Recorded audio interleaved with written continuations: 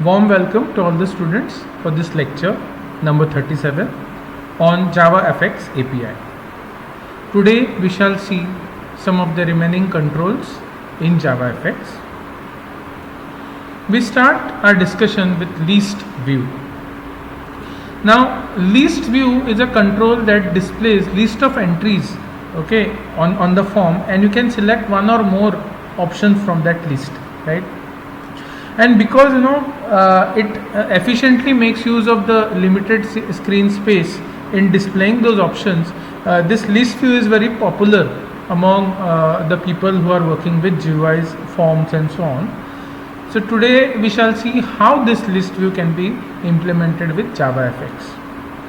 Now one should know that list view is a class and it's a generic class. The declaration of the generic class is like this: class T list view, where T is nothing but it specifies the type of entries stored in the list view. For example, suppose in the list view the entries that are stored are numbers, then T will be integer.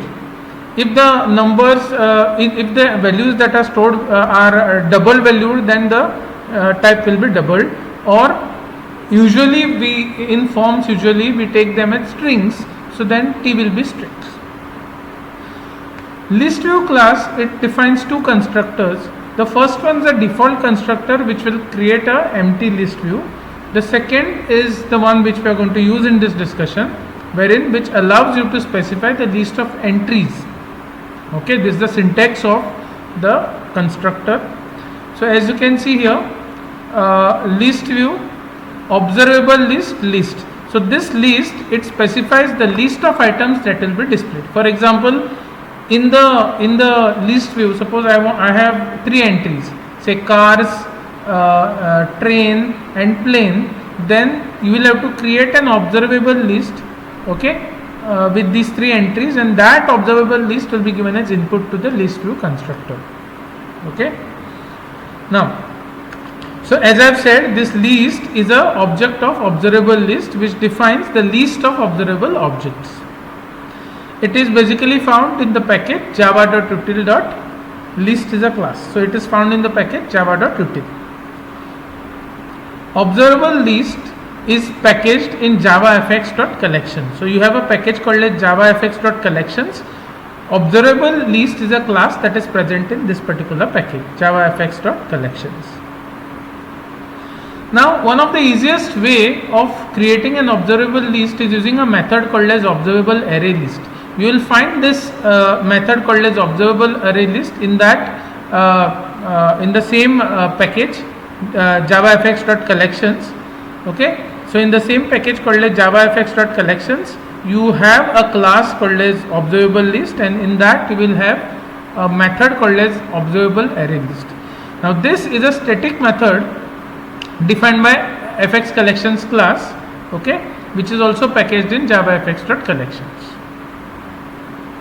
So the syntax of creating this observable array list by calling this method is static observable list. Observable list is a class, and the method name is observable array list, and the E are the elements of the observable list. So E basically specifies the type of element which are passed. There are two methods, very important methods: set preferred height and set preferred width. They are used to set the preferred height and width of the list view that you are going to create. So these are the syntax of the functions. Set preferred height, you have to specify height value here in double, and for set preferred width, you have to specify the width value here in double. Now you can set height as well as width using one single function also, that's called as set preferred size function, which takes two parameters. One is the width value and second is the height value of the list view that you want to create. Now what happens is when you click a particular option in the list, that's basically an event. So to listen for change in events, you must first obtain the selection model in the list view. Now selection model allows you to select only one item, or it allows you to select multiple items. Accordingly, you have to select a particular selection model. Okay, so this can be done by calling a method called as get selection model method on the list. This is a syntax. Now multiple selection model class has this get selection model method. It returns reference to the model that we are using. Multiple selection model is a class that defines the model list for multiple selections, and it inherits the selection model class.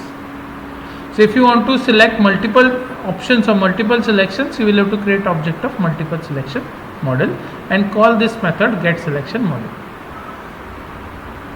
Using the model written by get selection model, you will obtain a reference to the selected item property that defines what takes place when an element in the list is selected, which is done by calling selected item property method, whose syntax is this. So note that it's a read only object property, selected item property. You will add the change the change listener to this property. Okay, now the event which is caused when you change the selection, that event is not action listener, but it is called a change listener. So here I have created a class called as list view demo, okay, which should extend application as we know in JavaFX. I have declared a label. First I will show you the output, how I want the output.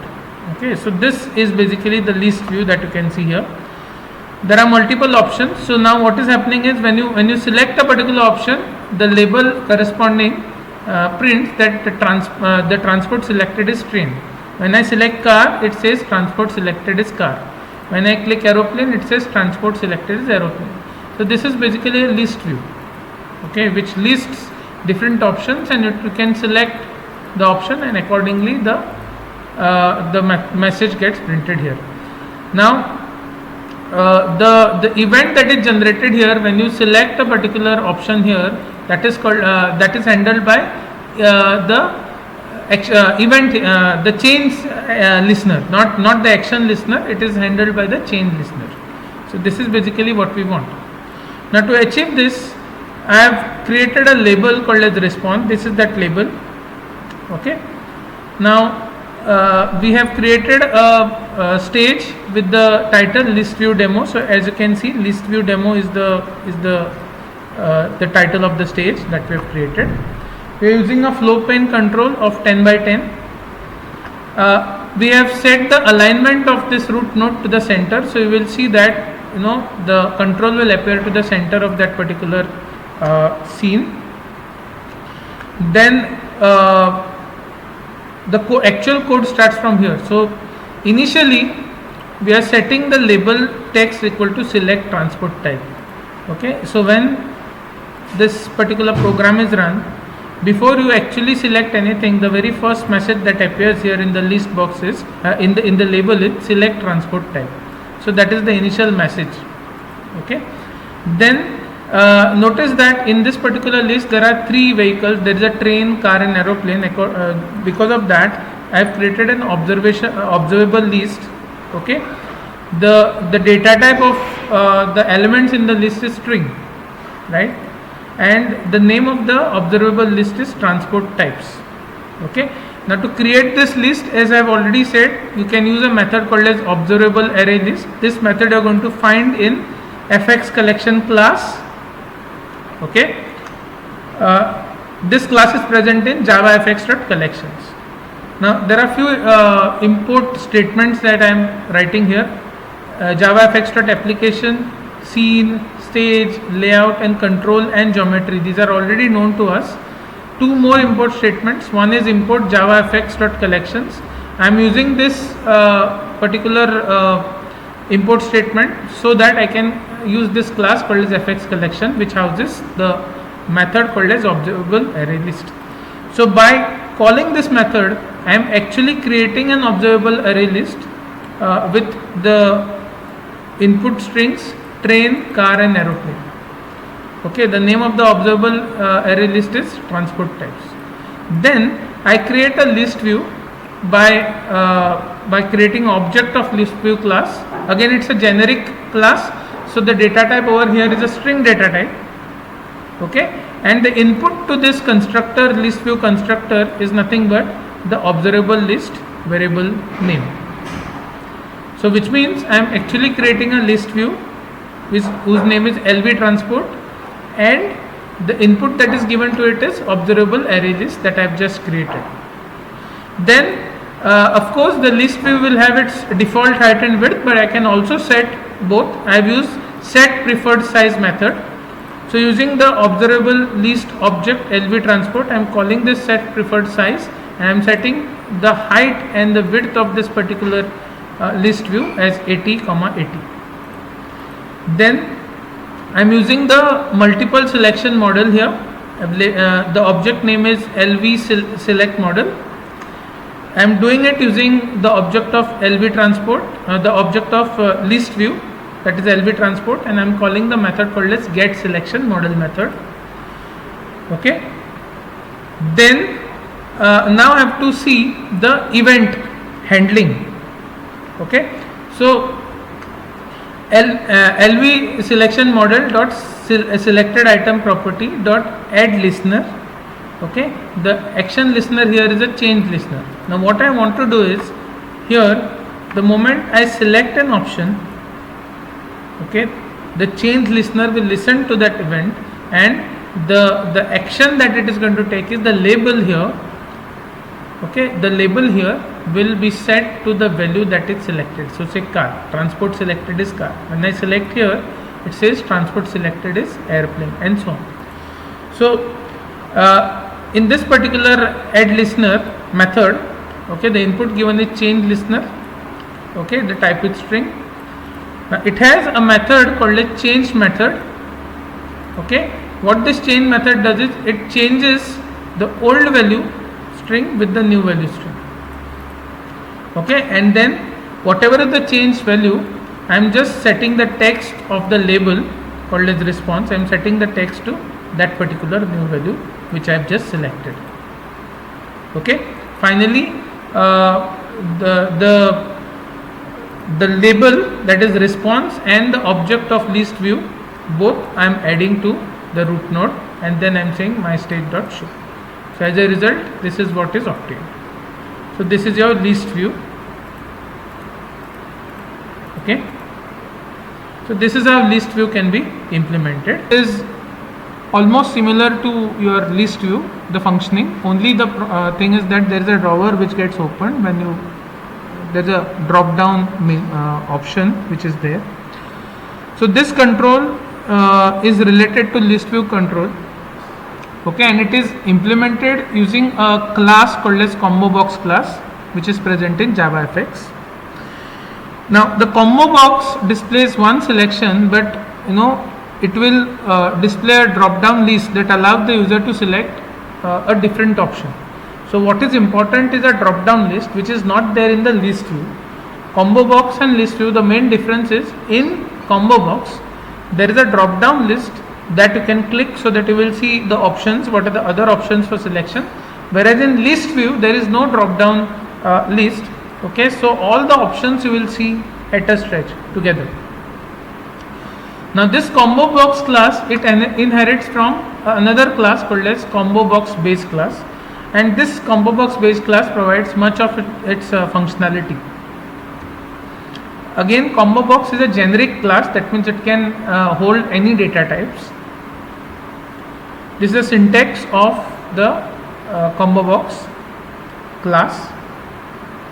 Here T specifies the type of entries. Now note that there are two constructors which are defined by a combo box class. One is the default constructor that creates an empty combo box. The second one is the one which we are going to use, and that allows you to specify the list of entries. The syntax is like this: combo box, and the input here is the list, which is an object of type observable list.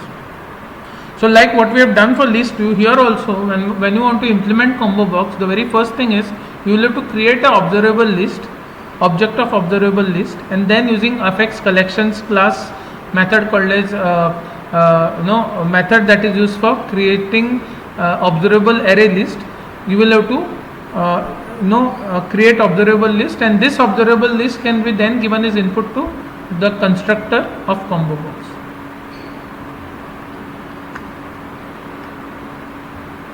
Okay, again observable list, it inherits from java.util.list. Now a combo box generates an action event when it selects a particular option. Okay, it will also generate a change event. So alternatively, it is possible to ignore these events and simply obtain the current selection when needed. Now there is a method called as getValue method. This value method you can use to obtain the current selection in the combo box. This is the syntax of that getValue method. Now, if the value of the combo box has not yet been set, okay, then getValue will return null. Now how to set the value of a combo box? There is a method called as setValue, whose syntax is this: final void set value, and you have to specify the new value that you are going to set. So as you can see here, I have import statements, the usual import statements: import javafx.application, javafx.scene, javafx.stage, layout and control and geometry. Now I have two extra import statements. One is javafx.collections and second is javafx.event. We shall see why these import statements are used. The very first thing is I am creating a name called as CB transport, which is of type combo box. Again, see, I have specified that combo box is a generic class. Since we are going to take string values here, I have specified string over here. And apart from combo box, we are creating a label so that whatever is the selection in the combo box, it is shown in the label, corresponding label. The name of the label is response. So I have just created two names, CB transport and response, of type combo box and label. Okay, now in the start method, these are the usual lines that we write for JavaFX. Here we create a label. Okay, next the combo box will have certain list entries. So for that I have created observable list. Object name is transport types. Again, using observable array list method of fx collections, I am populating the list with train, car and aeroplane. Next I create a combo box. Okay, again the data type now is string, and I am giving this observable list object as input to it. Now I can also set the default value. So whenever the combo box is loaded, default value can be seen. So I am setting the default value to train. So I will just show you. When I run this application, you can see that the default value selected is train and the message here is selected transport is string. That is because I have set the default value to train. Next, the default response value on that label is also the same value, train.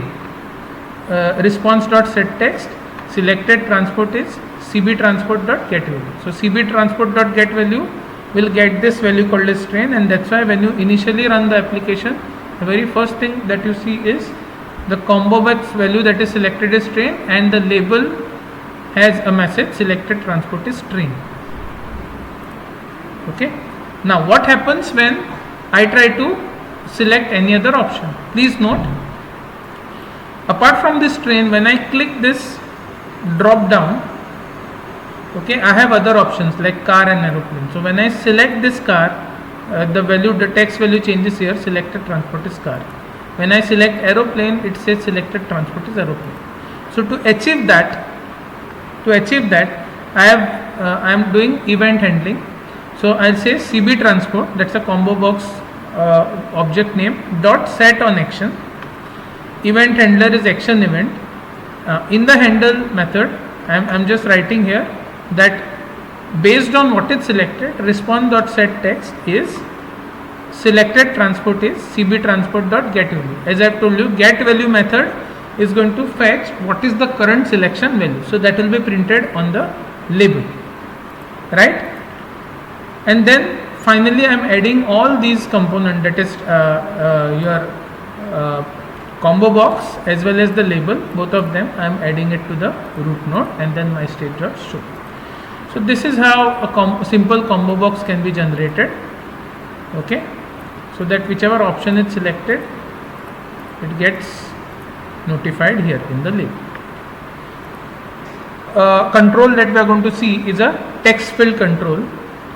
Now text field, it allows one line of text to be entered by the user, and this particular class called as text field, it inherits from another class called as text input control, which actually defines much of the functionality. There are two constructors in this text field class. One is a default constructor which creates empty text field with some default size, but the second constructor allows you to specify the initial contents in the text field also. Now there is a method called as set preferred column count, which is used for setting the width of the text field. The syntax is this. Here you can specify the width in columns. Okay, and you can set the text in the text field by calling sectext. You can obtain the current text by calling the method called as getText. Now one useful ability of text field option is to set a prompting message inside the text field when user attempts to use a blank field. Okay, so to do this we can use set prompt text method, whose syntax is final void set prompt text, and you can specify the string that you want to appear on the text field, which is empty, so that user can understand what it is. Let us see a quick demo of this text field.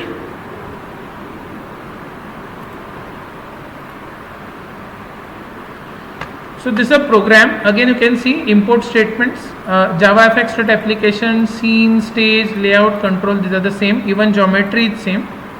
Okay, there is one extra event handling mechanism, and because of which I have used this import JavaFX.event. I have imported this particular package. Okay, so here I create my class called as text field demo. I'll first show you what happens. I click here. So this is a text field. As you can see, I have a text field here. I have put a button control here. I have a separator here, and I have a search string here. Okay. Yes. Okay. So I have a text field here. So I have created a text field TF. Then you see the search string is, so there is a label here. So that label is here. Plus two more controls. One is of course selector, and second one is the button. So altogether 1, 2, 3, 4 controls are there. In the start, I have set the title is demonstrate a text field. So you can see the title here.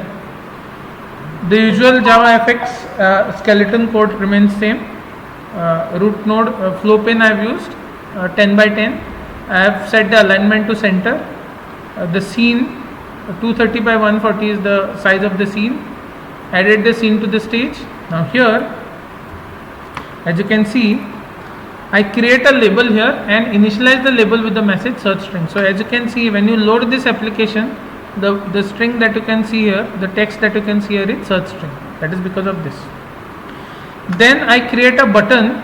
So I have created a button whose name is btn get text, and I have set the text of button is get search string. So you can see this button here whose text is get search string. Then I have created a text field and I have set the preferred column width to 15. So this is the width of 15, text field with 15 width. Now the event handling, what I want to do. The very first thing is, see, there are two types of event handling that I have done. Usually in the text field, whenever you type some text, for example, I type the text say Java, and when I press enter, this is the event that is caused. So whenever you type something in the text field and press enter, that's the event that is caused, and that event actually changes the text that is to be displayed in the label. Okay, so let us first see that. TF is the object of text field. So I am saying TF dot set on action. Okay, and event handler is action event. Okay, now in the handle method, what I am saying is the moment I press enter here, this set on action method will be called, and the ultimate effect will be how it will be handled. The response, which is the name of the label, its set text value will be search string, and it will display the value. For example, it displays here Java. So to display that, I'm calling get text method. Get text method does what? Whatever is your current selection, or whatever is the value that is currently present in the text field, that value will be fetched and that will be printed here. Okay, so this is one. Now second thing what I have done is I'll again load this. I have just introduced another button also. Okay, some people might not press enter key. Rather, after entering say Java here, some people would not press enter. Rather, they would like to click a button, say submit button. So even if that event handling also I have shown you. So you can use either one of this. So I have typed Java string, and instead of pressing enter here, I am just clicking this button, get search string. Now what happens? Once the button is clicked, then also the label prints that message. Now I have to also write the button event. Okay, so that button event I have written here. So button gen text is the name of the button, set on action, and here when the button is clicked, what happens? On the same manner, in the text, in the label called as response, the text will be printed as search string, and the value will be whatever I have typed in the text field. Okay, it will fetch that current value using get text method, and that value will be printed.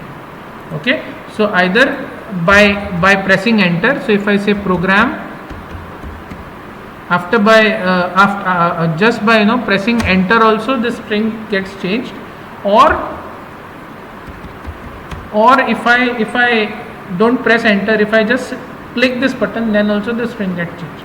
I have just shown you both type of events. You can use any one of this. So this is a simple text field demo to use text field. And at the end, see, I have also created a separator. Why separator? Because you can see here, after the text field, after the button, there is a separator, that is a horizontal separator here, and then there is a label, right? So I have created a separator whose width I have set to 180, and then I have to add all this to the root node using add all method. And what is important is the order in which the controls are mentioned. So first I wanted text field, that's why I have specified text field. Then I wanted the button. Then I want the separator to be displayed, and then I want the string, the label that is called as response. So this is a simple control called as text field. Please note that there are two more controls. One is called as scroll pane control, and the second one is called as tree view control. So I request you all to just on the similar lines they are. Okay, a few classes will be there. But overall the program will be almost same. So I request students to go through the complete reference by Herbert Still 9th edition for these two controls. Let us move on to the next topic, introducing effects and transforms. Now effects are supported by abstract effect class, okay, and its concrete subclasses which are found in the package javafx.scene.effect. Now what are these effects? Okay, for example, if there is a control called as button, you can once the button is clicked, you can make it glow, or once you click a button, you want some shadow to appear. All these are called as effects. So JavaFX allows you to have these effects. Transformations, on the other hand, a button or any control can be transformed. That means you can rotate the button, you can scale the button. These are all transformations. So let us see in brief how this can be done in JavaFX. Using these effects, you can customize the way a node in a scene graph looks. Now these are in general some effects which are available to us. Bloom is an effect. If you use this effect, what happens is it increases the brightness of the brighter part of a node. Box blur, it blurs the node. Drop shadow effect, it displays a shadow that appears behind the node. Then there is an effect called as glow, which produces a glowing effect. In the program we shall see this glow and inner shadow effect. Inner shadow displays the shadow inside the node. Then there is a lightning effect, it creates the effect of light source. Then there is a reflection effect which displays a reflection. So you can just go ahead and you can try all these effects and see for yourself. We are going to see these two effects, glow and inner shadow. Let's see what are transformations also. Before that, if you want to set any effect in JavaFX, there's a method called as set effect. You can use this, you can call this set effect method. The syntax is this. So you call set effect and inside you can specify the effect. For example, glow or inner shadow and all those. Okay. Now if you don't specify any effect, then you can pass null. Example, suppose if you want to have a glow effect, okay, this effect basically gives a node a glowing appearance, okay, and the amount of glow is under your control. So how much glow you can specify. So to use this glow effect, you must first create an object of glow, okay, and then the constructor that you can use is this glow, and here you specify the amount of glow with glow level. After the glow instance has been created, the glow level can be changed. If you want to change the glow level, then you can use a method called set level, whose syntax is this final void set level, and the parameter inside is the glow level value. Now this glow level value, it must be between 0.0 to 1.0. 1.0 means maximum glow. Inner shadow is another effect which produces an effect that simulates a shadow on the inner side of a node. Okay. Now it supports various constructors. This is the constructor. It takes two values. One is the radius and second is the shadow color. Notice that radius is nothing but it specifies the radius of the shadow inside of the node, and radius basically is the size of the shadow. The color of the shadow specifies by shadow color. So basically these two parameters are what? One is what should be the size of the shadow within that particular control, and second is what should be the color of that shadow. All this type, say color, it is present in javafx.scene.paint.color class, and this color basically defines different static constants. For example, you have green, red, blue, which you can easily use. Now once we understand what are effects, let's see what are transforms. Transforms, as I have told you, like for example scaling or rotating, these are transform. They are supported by an abstract class called as transform class, and this transform class is present within the package javafx.scene.transform. Now there are four transform subclasses: rotate, scale, shear, translate. So it is possible to perform more than one transform on a particular node. Okay, for example, you can rotate it and then you can also scale it. So transforms are supported by node class. Now one way to add the transform to a node is to add it to the list of transform mentioned by the node. So the list is obtained by calling get transforms method. This is a syntax. Basically it's an observable list. So the syntax is final observable list get transforms. It returns a reference to the list of transforms. If you want to add a transform, you can simply add it by using add method, and you can also clear a particular list by calling clear method. You can use remove method to remove a specific element. In some cases you can specify transform directly by setting one of the node properties. Example, suppose you want to set the rotation angle of a node with some pivot point being at the center of the node, then you can call this set rotate method, passing the desired angle as an input argument. You can set a scale by using set scale x and set scale y, and you can also go for translate by using set translate x, set translate y, and so on. Let us quickly see a program where we have just seen what is what are effects, what are transformations. So let us see a program where these methods, all these classes have been used. Okay, so first let me show you how it works. So I have created 4 buttons. One is rotate, second is scale, third is glow, and fourth one is shadow off. Okay, and one effect and transform I am doing it on these buttons. Okay, now let us see One is the import statement, one is application, scene, stage, layout, control, event, geometry. All these are usual import statements. Now there are three more import statements. You see, import javafx.scene.transform. This is used for transforms. Import javafx.scene.effect. This is used for effects. And since I'm also using colors, javafx.scene.paint. So these three import statements are for transforms, effects, and paint. Then I have created some variables. Say angle, initialize angle with 0. Then glow value, initialize with 0. Initially shadow is false, and initially scale factor is 1. These are initial values that I am going to use. Now first I create an effect. So I initialize the effects and transform first. So first I want glow effect. Okay, I want glow effect. So now let's see, if I click this button, you will see that the button is glowing. If you just go on clicking, you can see it is glowing further and further, and finally it is glowed to the maximum scale, so that glow has become 1.0 and you cannot see the text. Now when you again click, it will be resetted. So this is a glow effect. So initialize glow with the initial value of glow is 0.0. So what you can see here is 0.0, right? And then as you go on clicking, the glow value, it will increase, and finally it will be resetted back to 0. That's glow. Again, so I have just created a glow object called as glow with initial value of the glow value at 0.0.